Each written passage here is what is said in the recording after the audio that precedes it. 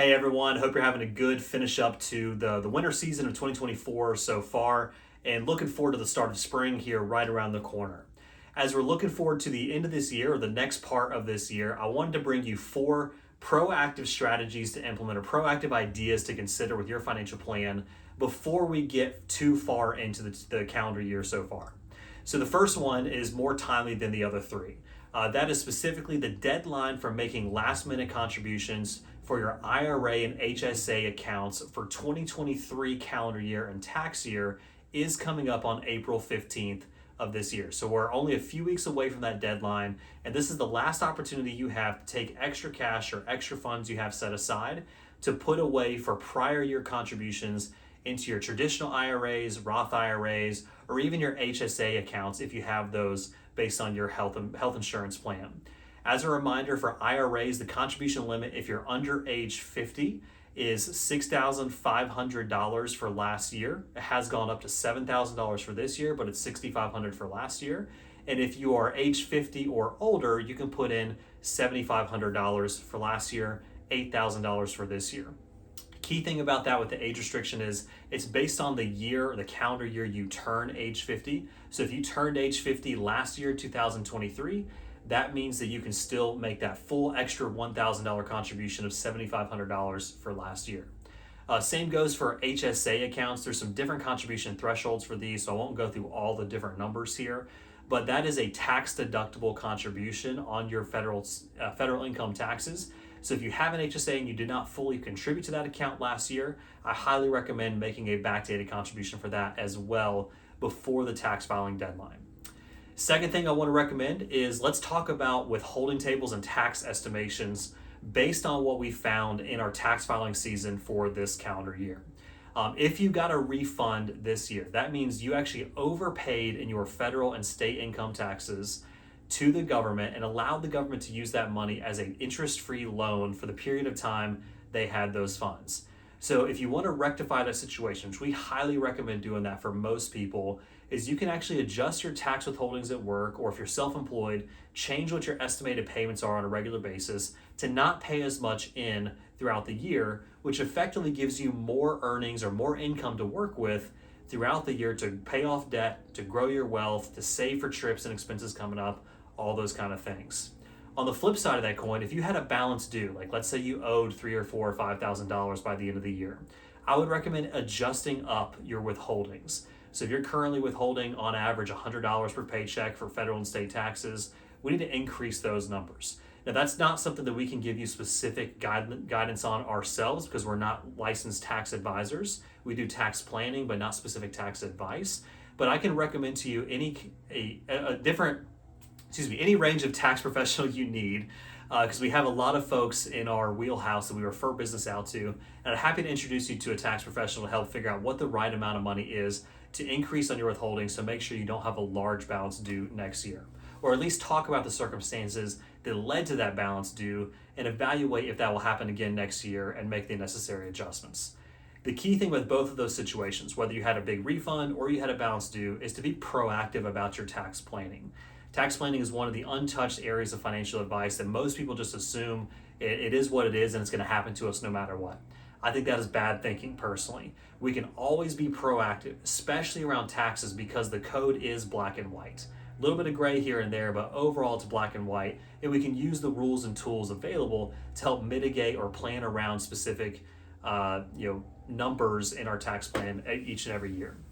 So the third thing I want to talk about is being cognizant of where your income is as you approach certain phase out ranges for various account contribution limits.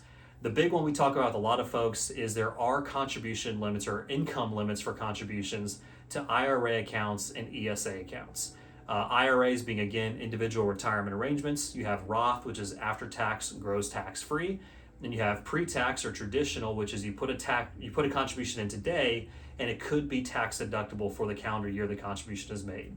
For the Roth IRAs, if you're a single filer, you cannot make a direct IRA contribution once your income gets above $161,000. If you're married, that threshold is going to be $240,000 for the 2024 tax year. One thing I want to point out though before I go any further is this is not your gross income. This is what's called your modified adjusted gross income, which for most people is essentially the same thing as your adjusted gross income. That's just your total income minus any above the line deductions, which is pre-tax 401k contributions, HSA contributions. That could be health insurance premiums that are pre-tax, life insurance premiums that are pre-tax, all those kind of things in there.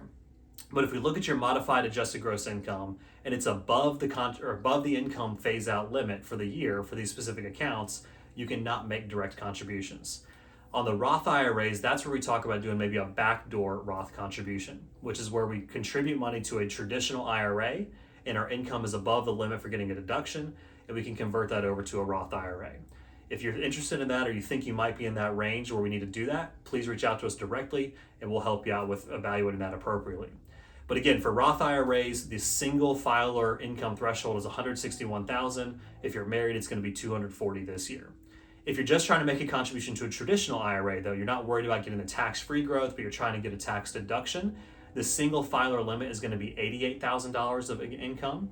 If you're married and both you and your spouse are covered by a workplace retirement plan like a 401k, 403b, or a pension, then your income limit is going to be $143,000.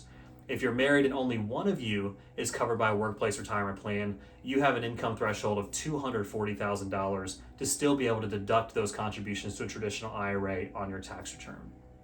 The third account I want to talk about is ESAs. ESAs are education savings accounts. These are kind of the precursor to the 529 savings plans, the accounts that came after the custodial accounts like the UGMA and UTMA accounts, things like that. But these are designed specifically for education savings for the future. You put in money after tax and it grows tax-free if you use it for education expenses. There is an income phase-out limit for that as well. Single filers, that's going to be $110,000 for the year. If you're married, it's going to be $220,000 on your modified adjusted gross income. So we've covered a lot of things here very, very quickly, a lot of numbers. Feel free to go back and watch this again, send me additional questions. The last thing I want to point out as a key strategy to be aware of or to be thinking about proactively through the remainder of this year is let's revisit your budget. I know the B word, it's a bad one for a lot of folks. In my perspective, the budget is really the number one fundamental and foundational key to long-term financial success.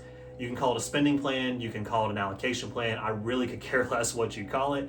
The key thing is being proactive and intentional with how you manage your money on a regular basis.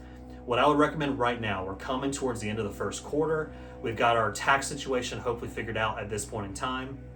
And we're starting to see what the rest of this year is going to look like income and expense wise. I would go back through your regular expenses and look for unnecessary things you can cut out. If you cut out different little things like subscriptions we don't need, that gym membership you thought you were going to use but haven't actually used, cut out additional medical expenses, cut out anything that's really unnecessary at this point in time, that's extra money you can use to maybe pay off some extra debt, to accelerate your debt snowball, to start planning and saving for vacations and trips and other one-time expenses coming up later this year.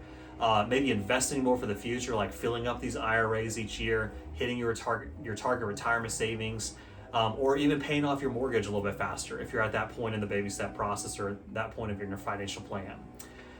In addition to cutting out unnecessary expenses, let's use this time as an opportunity to find things that we have laying around that we don't need anymore, and let's donate them or sell them. A lot of folks that I talk to, they've spent a lot of time over the years accumulating stuff that when they get to retirement, it's kind of like, why do I have all this stuff? And a lot of times we have all this stuff and maybe we accumulated some consumer debt to buy all this stuff that we don't need anymore. That every time we walk to our garage or our storage room, we hit our knee on it and we think to ourselves, why do we have this still? Well, now's the time to go through that and get rid of it. Two things you can do by getting rid of it. One is if you just give it away, that could be something that adds to potential tax deductions for the future when you file for next year, if you itemize your taxes. The second thing is if you sell that stuff, that could be additional money, like I talked about a moment ago, to go towards paying off debt, saving for future trips and vacations, helping to invest more for your future, or just be able to help pay down your mortgage at a quicker rate.